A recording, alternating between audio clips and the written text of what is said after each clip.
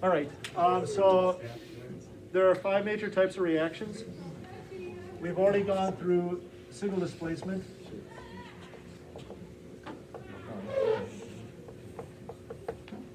We've gone through double displacement.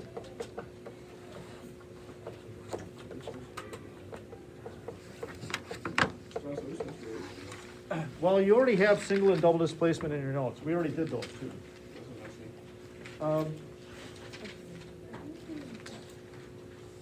Yep, and then we did synthesis and combustion.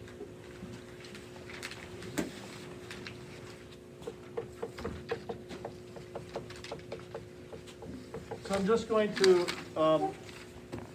remind you what synthesis is. Synthesis is when you've got 2 or more reactants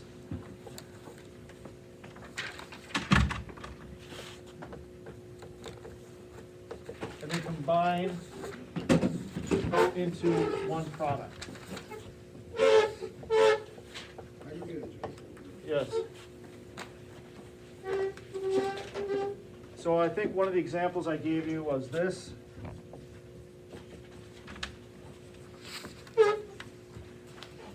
So what do you get if you combine hydrogen and oxygen?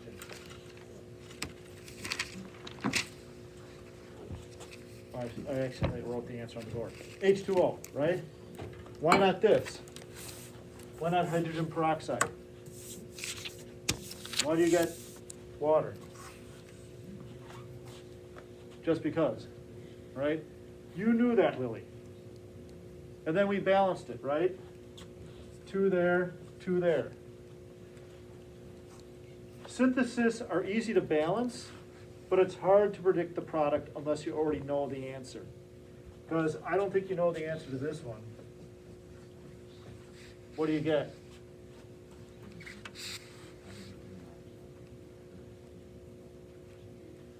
Hydrogen and oxygen gives you water.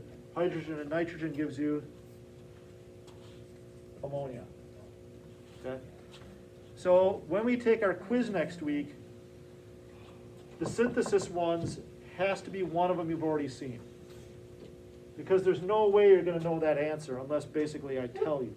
So now I've got 2 of them I can pick from.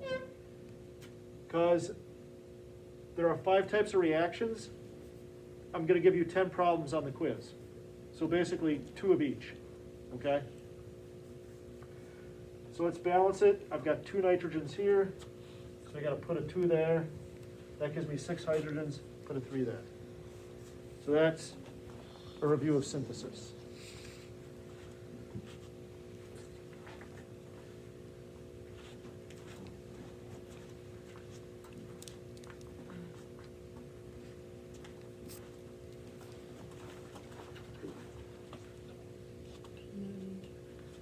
And then we've got combustion.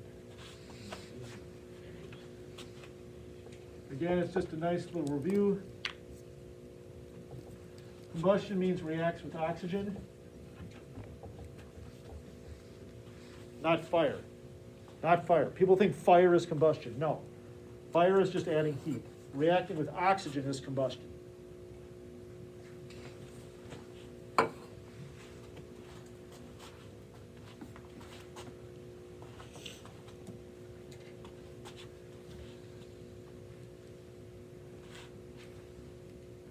We're going to do this for about 20 minutes.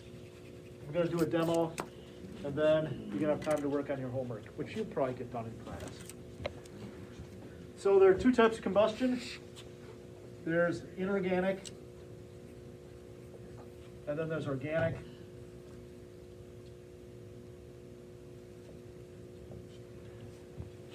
So organic, Kate, the old definition was things that could only be produced by by living things, okay?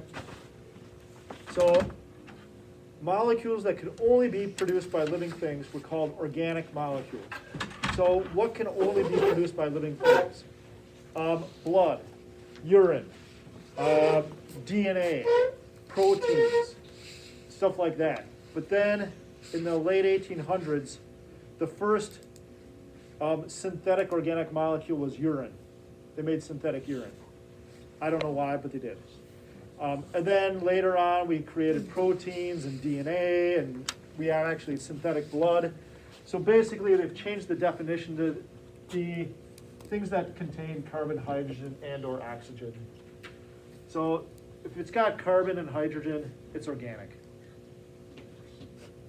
Inorganic is everything else. Inorganic is really just a synthesis reaction. You're just combining two things together.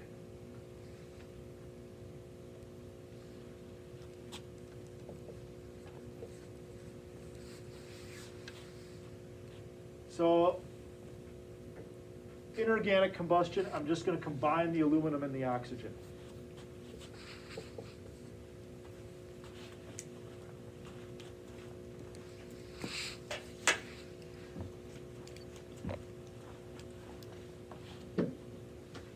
Aluminum's a 3+, oxygen's a 2-. Crisscross. There you go.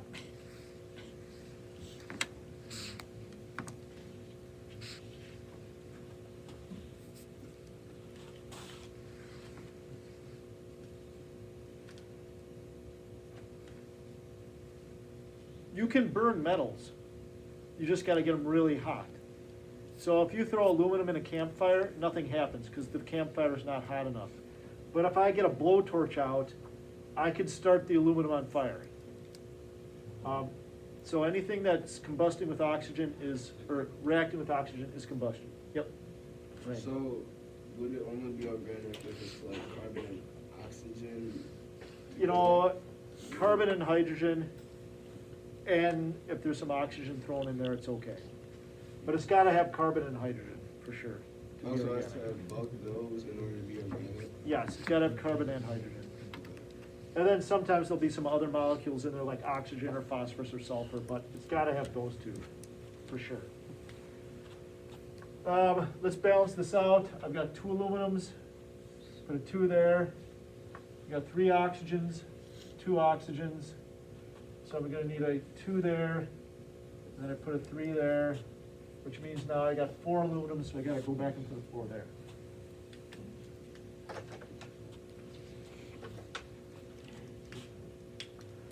Organic, you always get the same 2 products out, CO2 and water.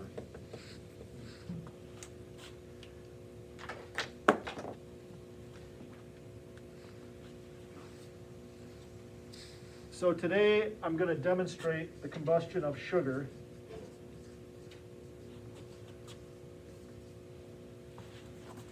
But we'll do that at the end.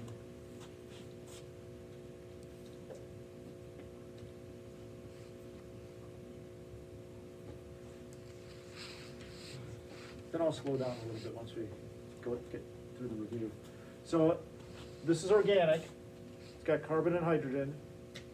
We combust it, we'll get out CO2 and water. And then you have to balance it. Yep, Blake. Do you need both carbon and hydrogen, or can you just have one? You won't just have pure carbon. Not for organic. All right, so 6 carbons. Put a 6 there to get my 6 carbons. 12 hydrogens. Put a 6 there to get 12 hydrogens. Oxygen, I've got 8 on this side. Here I've got 12. 6 times 2 is 12. Plus another 6 oxygens, that's 18. So to balance it, I'm going to need a 6 there. This method is called guess and check. So you just play around with it until it works. A good rule of thumb is leave elements to the end. Like balance compounds first, and then save the elements till the end. It's just a little bit more helpful that way, but it doesn't always work out that way. Wait, why would it be? There's 18 oxygen. Why would you have 6 times? 6 times 2 is 12, but there's 6 over here. Oh, I didn't see that. By the way, do you remember what this reaction is called in biology? The combustion of sugar?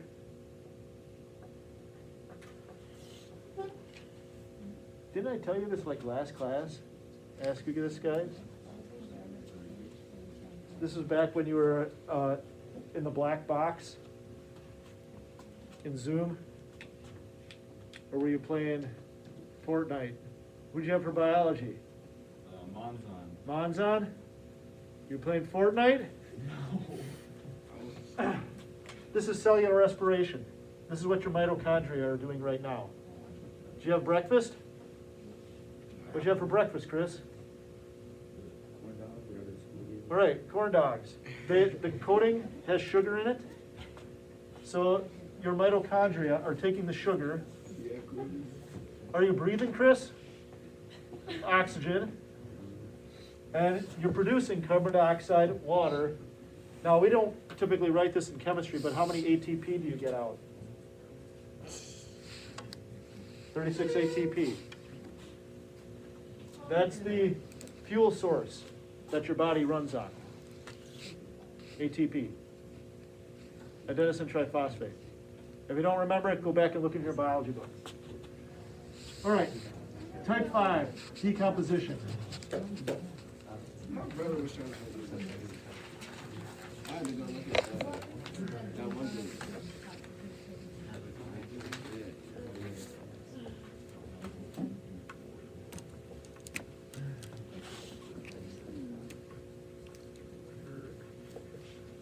Okay.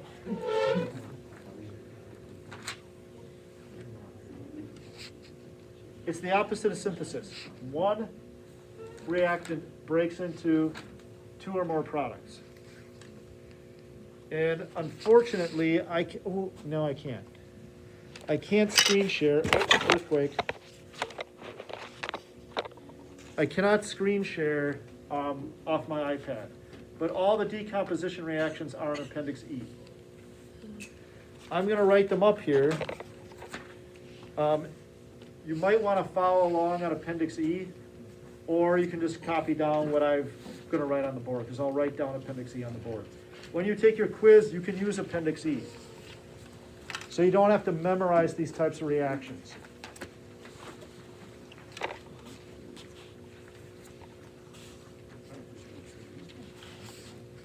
So type 1 is carbonate.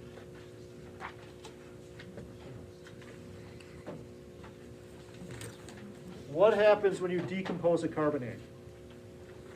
I don't know. On Appendix E, it says when you decompose a carbonate, you get carbon dioxide and the metal oxide.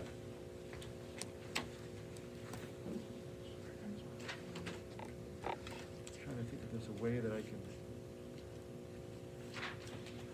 No, I can't do that. Can't screen share when I'm recording. It's not possible. So when you decompose a carbonate, you get the metal oxide plus CO2.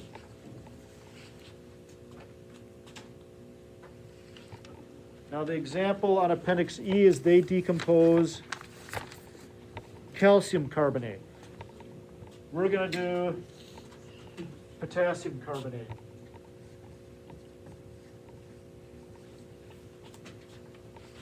Now, first of all, how do I know it's a decomposition reaction? Is there any other compound here? Is it reacting with something else? No. There's only one substance there. So if there's only one substance to the left of the arrow, you know it's decomposition. You have to heat it. Sometimes they'll put the heat under the arrow. Sometimes they'll put it here, like add heat. Okay, it doesn't matter. So it's going to give us carbon dioxide and the metal oxide. In this case, my metal is potassium. Oxide is O. We don't have to balance the carbon dioxide because it's already balanced for us. But the metallic oxide we have to.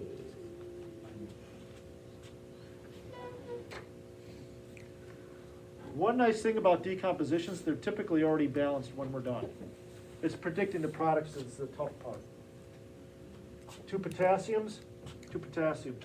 1 carbon, 3 oxygens, 2 and 1 is 3. Type 2, a hydroxide. If you heat a hydroxide, you're going to get water plus the metal oxide.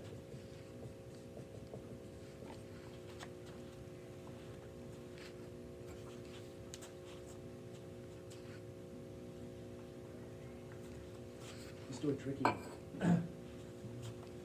Let's do aluminum hydroxide.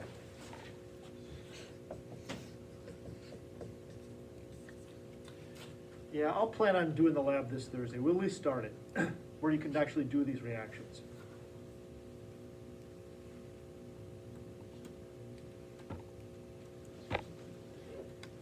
So aluminum hydroxide, what are we going to get out? Water. And the metal, in this case aluminum oxide. We have to write the charges, crisscross. This one will be a little bit of work balancing.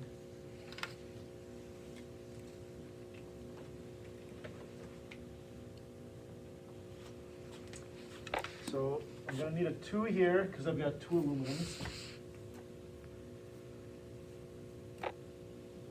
I've got 2 hydrogens here, but here I've got 3 times 2 is 6.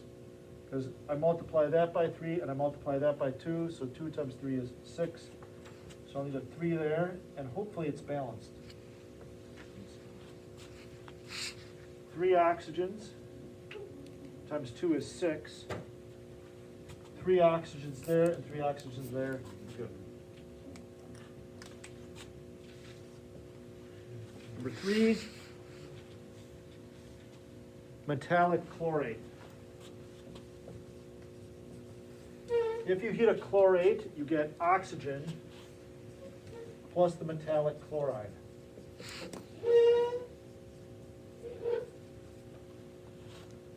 And there are 7 types we're going to do.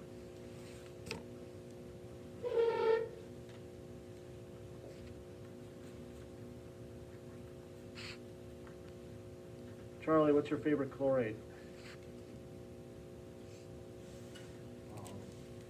Calcium.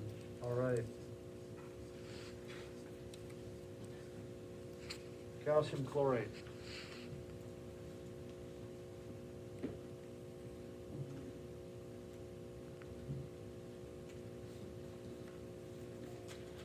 So when you do your homework and you do the quiz, you just kind of have to look at it and see which one it matches with. So if you've got chlorate, then you know you're going to get oxygen, the metal, chloride, and then we balance it.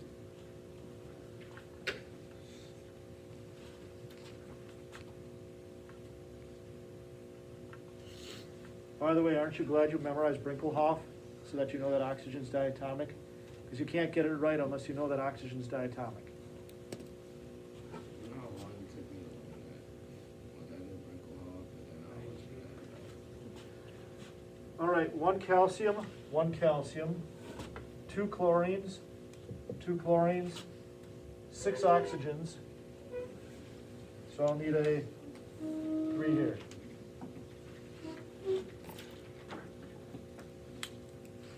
Yep, Blake. When is our quiz on this? Let's see, I would guess Tuesday or Wednesday of next week. It won't take that long. Quiz me will take 20 minutes, 10 of these. So this will produce a lot of oxygen.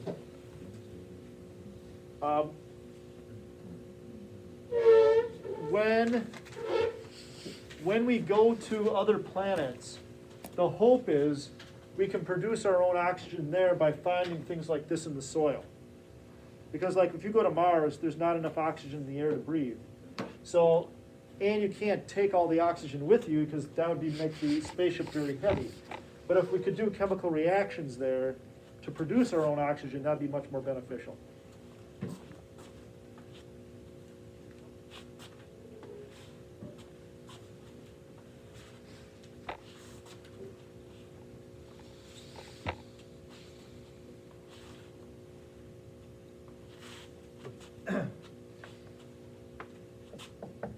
Number 4, nitrates.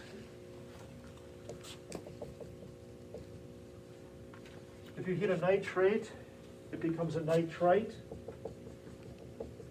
plus oxygen.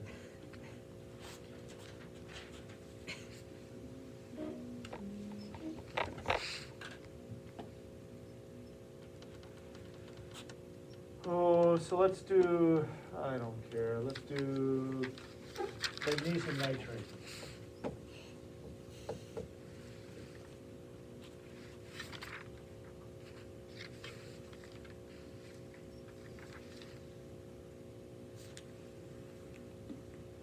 So the nitrate is going to become a nitrite.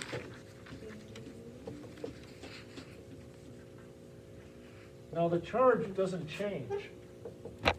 Nitrate is -1, nitrite is -1. So when we balance, that's what we end up with. And oxygen. And like I said, it's hard sometimes to predict the products, but then the balancing is usually pretty easy. 1 magnesium, 1 magnesium, 2 nitrogens, 2 nitrogens, 6 oxygens on this side. 2 times 2 is 4, plus another 2 is 6, so it's balanced.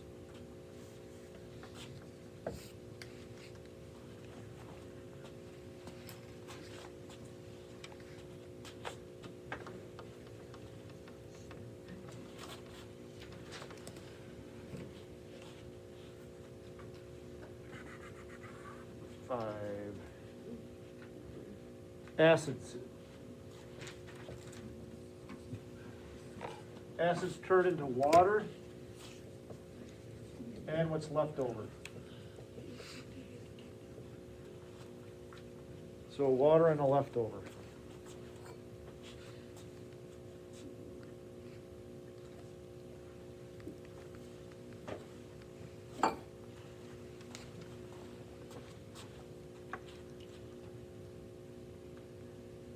So let's say we're going to decompose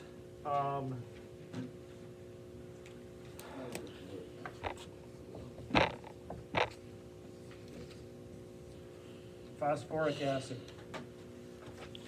I'm nervous, I didn't do this one ahead of time, I hope it balances. So if we're going to heat an acid, it'll break down into water.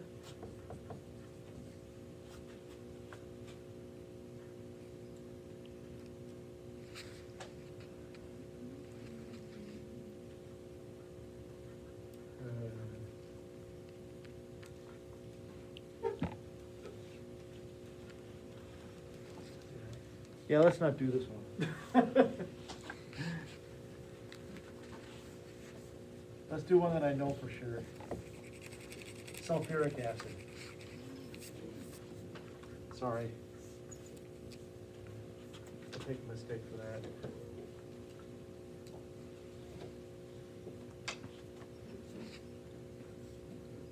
So we'll get water.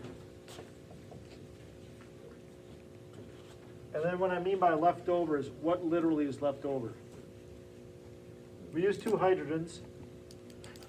We used 1 oxygen. What's left? 1 sulfur. And how many oxygens? 3. So when you heat an acid, you get water and then you just put the leftover. You don't have to balance it. It's all good.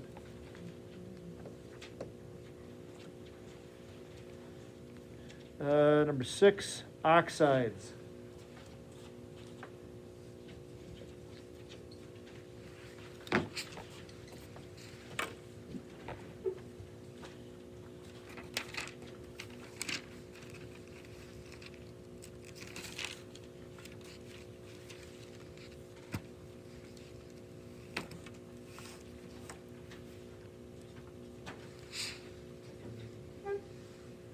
very few metals are found in their pure state.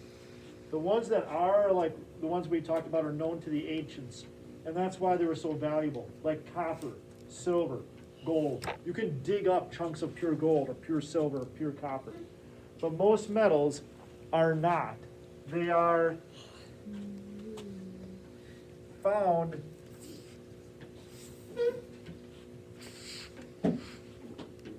as oxides. Pretty much all the metals, you dig them out of the ground, they're found as oxides. How do you get pure metals? There are a lot of different ways you can do it. This is one way, but it's not the most effective way. You can just heat it. And if you heat it, you will get the pure metal and oxygen.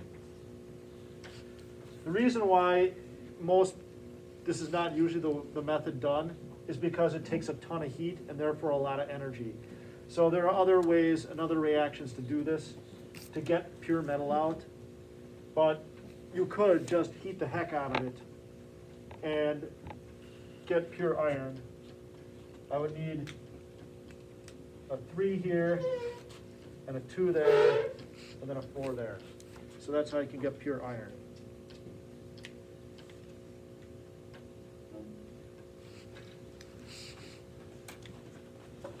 And the last one.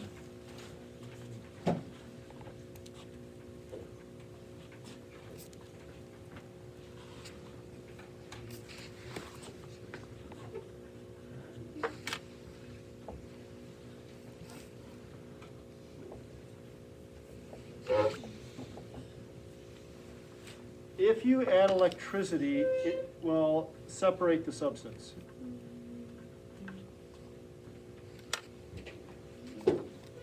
Some things you really have to put a lot of electricity through, okay? And I demonstrated this for you before. What happens if you put electricity through water? It's going to break it apart into hydrogen plus oxygen.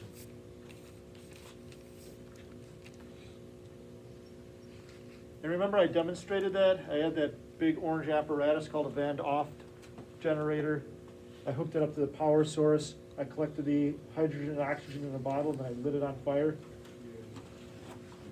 So we balance this out, 2 there, and we're good.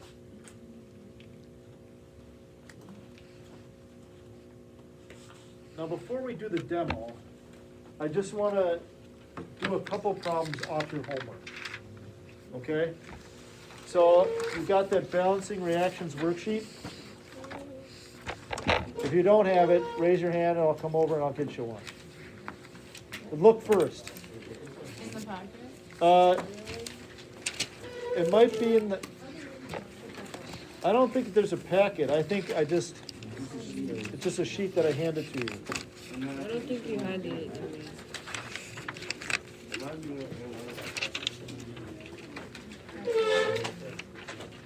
Oh my.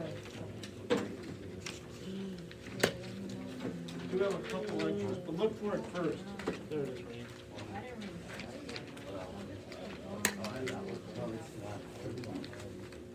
I'm gonna have it.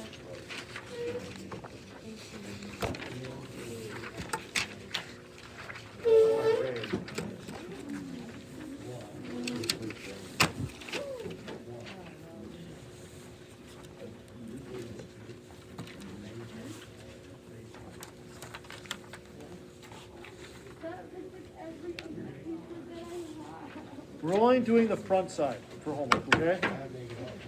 If you want to try the back side, you can. But for right now, just the front side is homework. And let's do number 1.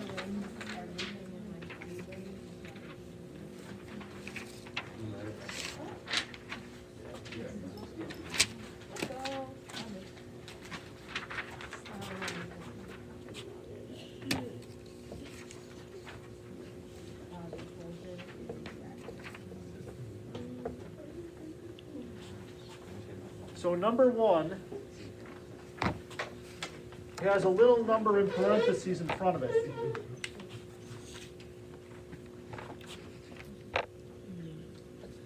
The number in parentheses is telling you how many products there are. So for number 1, you're going to end up with 2 products.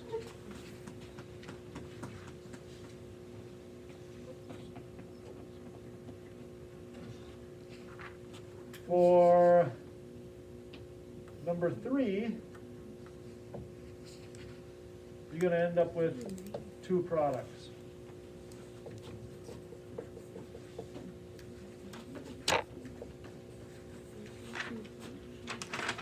When you do your switching, you always switch the 2 metals or the 2 non-metals. So in number 1, I switched the copper and the silver. I'm switching the 2 metals. For number 3, who does the switching? Hydrogen is considered a metal for this purpose. The better word to use is cation. You switch the 2 positive ones. As you see hydrogen on the periodic table, which side is it on? The metal side or the non-metal side? Non-metal side, right? So you either switch the 2 cations or the 2 anions. So these 2 are going to switch. So when they switch, now the zinc is going to be with the chlorine.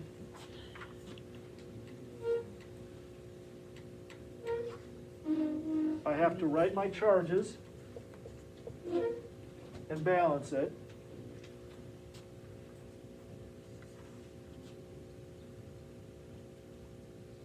I erase the number 1, I erase my charges. So I balance my zinc chloride. And then the hydrogen.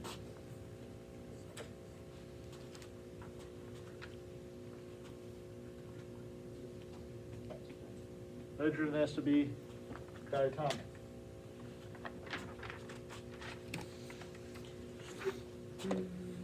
Now we balance the whole reaction. 1 zinc, 1 zinc. 2 chlorines. 2 goes out in front. And there you go. Now remember, if you can't get it to balance, it means you must have done something wrong in your products. Like, maybe you had this. That'd be wrong. So if you're going back and forth and you can't get it to react, it means you did something wrong with your products. Okay? Let's do one more.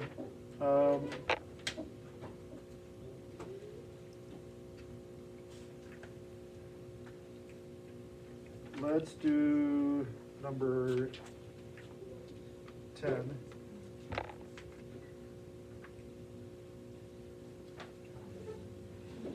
Are we supposed to get 2 products at all, Lily? No. What's number 9? Number 9, you're going to get 2 products. Number 10.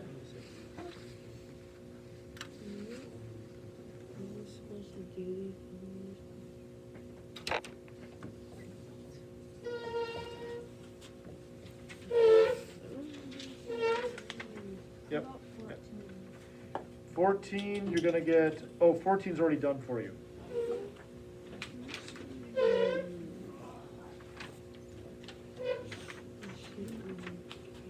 If you see heat, curious, it's decomposition. The other way you know it's decomposition is, what else is this reacting with? Nothing. There's only 1 compound on that side. So if you see heat, it's going to be decomposition. This is a chlorate.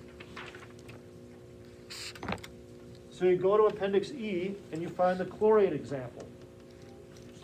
And when you heat a chlorate, you get oxygen and then the metal chloride.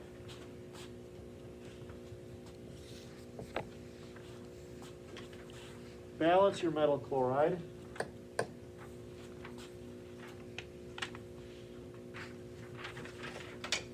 And then balance the reaction. I got 3 oxygens here, but 2 there, so I'm going to need a 3 there and a 2 there. 2 times 3 is 6, 3 times 2 is 6, but now I got 2 sodiums, so then I put a 2 there.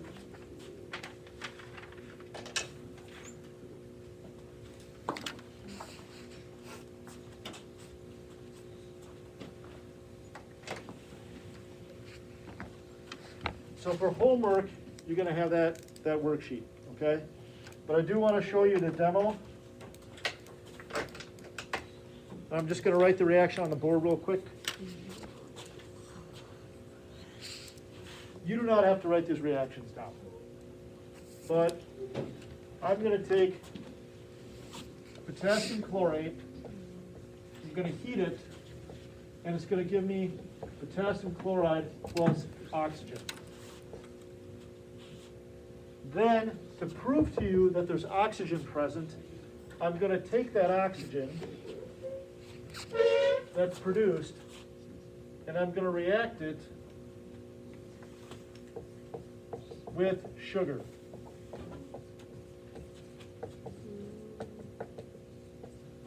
And what comes out? Lots of energy. Okay? The sugar is going to come in the form of a gummy bear. So we're going to throw a gummy bear to their death. All right.